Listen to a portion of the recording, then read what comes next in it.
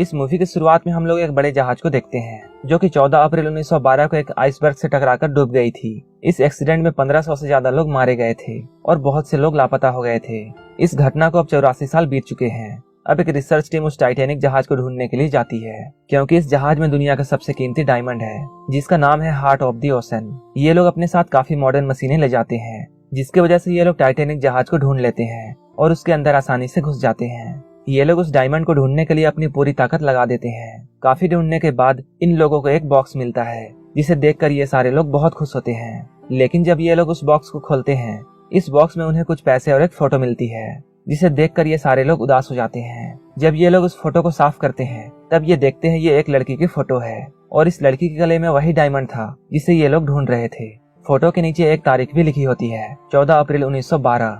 इसका मतलब ये है टाइटैनिक जहाज डूबने के एक दिन पहले इस पेंटिंग को बनाया गया था। न्यूज में भी एक खबर आ जाती है कि टाइटैनिक जहाज को ढूंढा जा रहा है। उस न्यूज को देखकर एक और लेडी रिसर्च टीम को कॉल करती है और वो रिसर्च टीम के कैप्टन को कॉल करके ये पूछती है क्या तुम्हें वो लॉकेट मिल चुका है जिसे हार्ट ऑफ द ओशन कहा जाता है। ये सुनकर कैप्टन बहुत चौंक जाता है क्योंकि न्यूज में सिर्फ टाइटैनिक जहाज के बारे में बोला गया था और उस डायमंड के बारे में किसी को भी मालूम नहीं था, जबकि इसके बारे में सिर्फ रिसर्च टीम के लोग जानते थे। इसके बाद कैप्टन उस ओल्ड लेडी से बात करते हुए पूछता है क्या आपको पता है वो लड़की कौन है जो उस डायमंड को पहनी हुई है। वो ओल्ड लेडी कहती है वो लड़की मैं ही हूँ। कैप्टन ये बात सुनकर तुरंत उस ओल्ड लेडी को अपने जहाज में लाने का ऑर्डर देता है। इसके बाद वो ओल्ड लेडी अपने पोती के साथ जहाज में आ जाती है। वो उस पेंटिंग को देखकर सभी लोगों से कहती है ये मेरी ही पेंटिंग है और मेरा नाम रोज है। इसके बाद रिसर्च टीम का एक मेंबर ओल्ड लेडी के पास आता है और वो उसे बताता है टाइटैनिक जहाज कैसे डूबी थी। रोज इन लोगों से कहती है तुम लोगों ने काफी अच्छा रिसर्च किया है लेकिन मैंने अपनी आंखों से उस जहाज को डूबते हुए देखा था। इसके बाद मूवी फ्लैशबैक में जाती है और हम 1912 में टाइटैनिक जहाज को देखते हैं। वो जहाज इंग्लैंड से अमेरिका जा रहा होता है। ये टाइटैनिक जहाज का पहला सफर था। इस जहाज में बहुत से लोग होते हैं जहां 17 साल की रोज अपनी मॉम रूथ और अपने फियांसी कैल के साथ टाइटैनिक के फर्स्ट क्लास में होती है। यहीं पर हम एक लड़के को देखते हैं और इसका नाम जैक है। जैक एक स्केच आर्टिस्ट है। जैक के पास ज्यादा पैसे नहीं होते हैं और उसका घर भी नहीं है। जैक अपने दोस्त फेब्रेजियो के साथ बैठकर बार में जुआ खेल रहा होता है और उस जुए में ये लोग टाइटैनिक के 3rd क्लास का टिकट जीत जाते हैं और ये लोग फाइनली उस जहाज में बैठ जाते हैं और अब टाइटैनिक अमेरिका के लिए निकल चुका है। कुछ देर बाद कैप्टन इस जहाज को फुल स्पीड में चलाने का ऑर्डर देता है क्योंकि वो लोग देखना चाहते थे टाइटैनिक कितना तेज जा सकता है। वहीं दूसरी ओर हम लोग जैक को देखते हैं जो कि टाइटैनिक के ऊपर इस ट्रिप को एंजॉय कर रहे होते हैं। तभी अचानक जैक को एक खूबसूरत लड़की दिखाई देती है और वो लड़की रोज थी। उसका दोस्त जैक को ये बताता है वो देखने में काफी अमीर लग रही है और तुम बस उसे देख सकते हो क्योंकि वो तुम्हारी पहुंच से बहुत बाहर है। इसके बाद हम लोग रोज को देखते हैं जो कि काफी अपसेट है। वो इस बड़े से जहाज में बैठकर भी खुश नहीं थी क्योंकि उसे जबरदस्ती न्यूयॉर्क ले जाया जा रहा है ताकि उसकी शादी उसके फियांसे से हो जाए।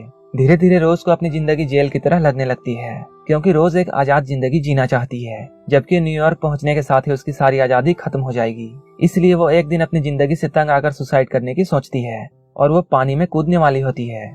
लेकिन तभी अचानक जैक उसके सामने आ जाता है और उसे अपनी बातों से रोकता है। जैक उससे कहता है अगर तुम पानी में कूदोगी तो मैं भी तुम्हारे साथ कूद जाऊंगा। पानी बहुत ठंडा है, इस वजह से हम दोनों की मौत हो जाएगी। इसके बाद रोज अपना हाथ जैक की तरफ बढ़ाती है लेकिन तभी उसका पांव फिसल जाता है और वो अब गिरने वाली होती है। लेकिन किसी तरह जैक उसे पकड़ लेता है और उसे ऊपर खींचकर बचा लेता है। रोज के चीखने की आवाज सुनकर गार्ड्स भी वहां आ जाते हैं और उन गार्ड्स को ऐसा लगता है जैसे जैक रोज के साथ बदतमीजी कर रहा है। इसके बाद गार्ड्स जैक को परेशान करते हैं। ये खबर कैल तक भी पहुंच जाती है। इसके बाद कैल जैक के सामने आता है। कैल भी जैक को बुरा भला कहता है लेकिन तभी रोज इनके सामने आती है और वो कहती है ये गलती मेरी है, मैं रेलिंग से नीचे झुककर देख रही थी, तभी मेरा पैर फिसल गया और जैक ने मुझे गिरने से बचा लिया। इसके बाद कैल जैक के पास आता है और वो जैक को कुछ पैसे देता है। इसके बाद वो वहाँ से जाने लगता है लेकिन रोज उसे रोकती है और वो कहती है क्या मेरी जान बचाने की सिर्फ इतनी सी कीमत है। रोज की बात सुनकर कैल जैक को डिनर के लिए इनवाइट करता है। अब धीरे धीरे रोज और जैक एक दूसरे से मिलने लगते हैं और इन दोनों में बहुत सी बातें होने लगती है। रोज को ये बात पता चलती है कि जैक एक स्केच आर्टिस्ट है। जैक के पास भले ही पैसे नहीं हो लेकिन वो अपने लाइफ में बहुत इंजॉय करता है और वो अपनी जिंदगी खुशी खुशी गुजार रहा है। रोज को जैक की ये सब बातें बहुत अच्छी लगती है क्योंकि रोज एक आजाद जिंदगी नहीं जी पा रही थी और उसकी शादी भी अब उसके मर्जी के खिलाफ होने वाली थी। उसी वक्त रोज की मॉम रूथ इन लोगों के सामने आती है। वो अपने दोस्तों के साथ होती है। रोज इन सभी को जैक से मिलवाती है। इसके बाद रोज अपने मॉम के साथ चली जाती है। उनमें से एक औरत जैक से ये पूछती है तुम आज रात की पार्टी में क्या पहनने वाले हो। जैक उससे कहता है मेरे पास बस यही कपड़े हैं। इसके बाद वो औरत जैक को अपने रूम में लाती है और उससे अपने बेटे का सूट पहनाती है। पार्टी में जब रोज जैक को देखती है तब उसे अपनी आंखों पर यकीन नहीं होता है, क्योंकि जैक बहुत हैंडसम लग रहा था। डिनर टेबल पर जैक जब इन लोगों के साथ बैठा होता है तब रूथ और कैल उसे नीचे दिखाने की कोशिश करते हैं और ये लोग उसकी बेइज्जती करने लगते हैं। लेकिन जैक बहुत चालाक होता है, वो इन लोगों की सारी बातों का अच्छे से जवाब देता है। इसके बाद वो डिनर के बाद जाने लगता है, लेकिन जाते ही वो रोज को एक मैसेज देता है। उस मैसेज में वो कहता है घड़ी के पास आकर मुझसे मिलना। रोज जब जैक के पास जाती है तब जैक उससे कहता है क्या तुम असली पार्टी देखना चाहती हो। इसके बाद वो अपने जैसे लोगों की पार्टी यानी थर्ड क्लास लोगों की पार्टी में लेकर जाता है, जहाँ सारे थर्ड क्लास के लोग डांस कर रहे होते हैं। ये सारे लोग एक साथ बहुत एंजॉय कर रहे थे। इन लोगों में कोई भी एक दूसरे को नीचा नहीं दिखा रहा था, जबकि सारे लोग एक साथ खुशी से डांस कर रहे थे। रोज को ये सारी चीजें बहुत पसंद आती है। इसके बाद वो भी जैक के साथ खुशी से डांस करने लगती है। इन लोगों को डांस करते हुए कैल का एक आदमी देख लेता है और वो जाकर कैल को सारी बातें बता देता है। अगली सुबह कैल और रोज जब एक साथ ब्रेकफास्ट कर रहे होते हैं तब कैल रोज पर गुस्सा करता है। कैल यहाँ रोज को बहुत सारी बातें कहता है और उसे गाली भी देता है। इसके बाद हम रोज को उसकी मॉम से बात करते हुए देखते हैं, जहाँ उसकी मॉम रोज से ये कह रही होती है अगर तुम कैल से शादी कर लोगी तो हमारी बहुत से फाइनेंशियल प्रॉब्लम्स खत्म हो जाएंगे। इसके बाद रोज अपनी मॉम की बात मान लेती है और वो डिसाइड करती है कि अब वो जैक से नहीं मिलेगी। लेकिन अगले ही पल जैक उससे मिलने के लिए आता है और जैक उससे कहता है मैं तुमसे प्यार करता हूँ और मैं अपनी सारी जिंदगी तुम्हारे साथ गुजारना चाहता हूँ। लेकिन रोज को कुछ भी समझ में नहीं आता है और वो यहाँ से चली जाती है। लेकिन कुछ ही देर बाद रोज को ऐसा लगने लगता है कि वो भी अब जैक से प्यार करने लगी है और वो अब कैल के साथ नहीं रहना चाहती है। इसके बाद वो जैक के पास जाती है। जैक रेलिंग के पास खड़ा होता है। रोज भी जैक के सामने आती है और यहाँ पर ये दोनों एक दूसरे को किस करते हैं। इसके बाद रोज जैक को अपने रूम में ले जाती है और उसे अपना कीमती लॉकेट दिखाती है। ये वही डायमंड था जिसे हार्ट ऑफ द ओशन कहा जाता है। वो जैक से कहती है तुम मेरा स्केच बनाओ सिर्फ इस डायमंड को पहने हुए। इसके बाद रोज सोफे पर लेट जाती है और ये स्केच वही है जो कि रिसर्च टीम को 84 साल के बाद मिला है। इसके कुछ देर बाद केल जब रोज के रूम में आता है तब वो वही स्केच देखता है। इसके साथ उसे एक लेटर भी मिलता है जहाँ रोज ने लिखा था कि अगर तुम चाहो तो अब इसे कैद में रख सकते हो। केल इस लेटर को पढ़कर बहुत गुस्सा होता है और वो अपने आदमियों से कहता है तुम लोग जल्दी से रोज और उस लड़के को ढूंढकर यहाँ लाओ। वहीं दूसरी तरफ हम लोग जैक और रोज को देखते हैं जो कि कार्गो रूम में एक कार के अंदर होते हैं। यहाँ पर ये दोनों एक दूसरे के साथ रोमांस कर रहे होते हैं और यहीं पे ये दोनों इंटीमेट होते हैं। इसके बाद ये दोनों ऊपर जाते हैं और एक दूसरे के साथ रोमांटिक बातें करने लगते हैं। रोज जैक से ये कहती है इस जहाज के रुकते ही मैं तुम्हारे साथ भाग जाऊंगी।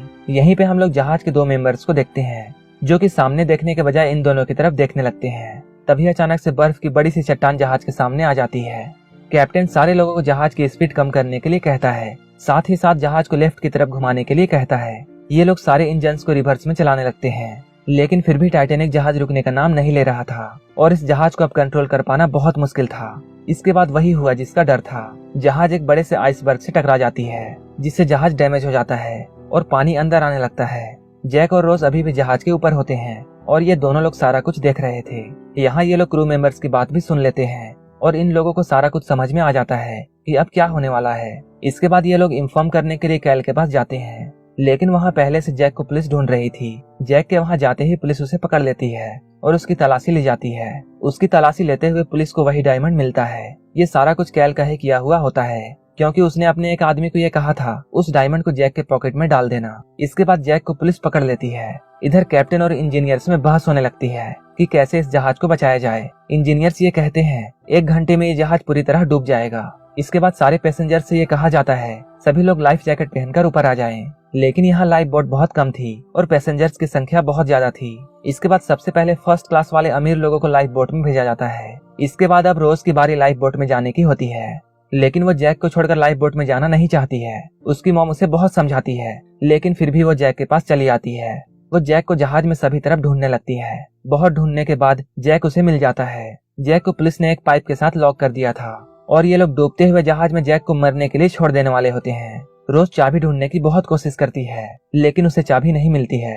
तभी वो एक कुल्हाड़ी उठाती है और वो लॉक पर जोर से वार करती है, जिससे जैक के हाथों का लॉक टूट जाता है। जब ये लोग ऊपर पहुंचते हैं तब ये देखते हैं सारी लाइफ बोट्स जा चुकी हैं, लेकिन अभी भी बहुत सारे लोग टाइटैनिक में बचे हुए हैं। उसी वक्त एक आदमी इन लोगों को बताता है टाइटैनिक की दूसरी और 2 लाइफ बोट्स हैं, लेकिन उन लाइफ बोट्स में सिर्फ बच्चों और महिलाओं को ले जाया जा रहा था, जैक रोज को समझाता है और उसे इस बोट में भेजने की कोशिश करता है। जैक रोज को समझा ही रहा होता है, तभी वहाँ पर कैल भी आता है और वो भी रोज को समझाने लगता है। वो कहता है तुम इस बोट में चली जाओ, मैं जैक को दूसरी बोट में भेज दूंगा। इसके बाद कैल रोज को अपना कोट पहनाता है और उसी कोट में वो डायमंड होता है, लेकिन अभी ये लोग डायमंड के बारे में भूल चुके थे। इसके बाद रोज उस लाइफ बोट में बैठ जाती है और बोट धीरे धीरे नीचे जाने लगती है। वहीं ऊपर कैल जैक से ये कहता है जो लाइफ बोट बची हुई है उसमें तुम नहीं बल्कि मैं जाने वाला हूँ। जैक उससे कहता है मुझे पता था तुम ऐसा ही करोगे। ये दोनों आपस में बात कर ही रहे होते हैं, तभी रोज उस लाइफ बोट से टाइटैनिक की तरफ छलांग लगा देती है, क्योंकि रोज को कैल की बातों पर यकीन नहीं था। वो जानती थी कैल जैक को नहीं बचाएगा। इसके बाद जैक भी रोज की तरफ दौड़ता हुआ आता है। इन दोनों को साथ में देखकर कैल को फिर से बहुत गुस्सा आता है। गुस्से में वो गन निकालकर इन दोनों पर गोली चलाता है। इसके बाद ये दोनों भागने लगते हैं, जबकि कैल इन दोनों का पीछा कर रहा होता है। भागते हुए ये लोग नीचे के फ्लोर में आ जाते हैं, जहाँ ये लोग देखते हैं नीचे पूरा पानी भरा हुआ था। इसके बाद ये दोनों ऊपर जाते हैं। वहीं दूसरी ओर हम लोग कैल को देखते हैं, जो कि अगली बोट में जाना चाहता था और ये बोट टाइटैनिक का लास्ट लाइफ बोट है, लेकिन कैल को वहां जाने के लिए अलाउ नहीं किया जाता है। कैल ऑफिसर से कहता है जैसा कि मैंने तुमसे डील किया था मैं इस बोट में जाऊंगा, लेकिन तभी ऑफिसर कैल के सारे पैसे निकालकर उसके मुंह में मार देता है। उसी वक्त कैल को एक छोटा बच्चा मिलता है, जिसे लेकर वो लाइफ बोट में बैठ जाता है। इधर रोज और जैक जहाज के पीछे वाले हिस्से में जाते हैं, लेकिन तभी वो जहाज दो हिस्सों में बढ़ जाती है।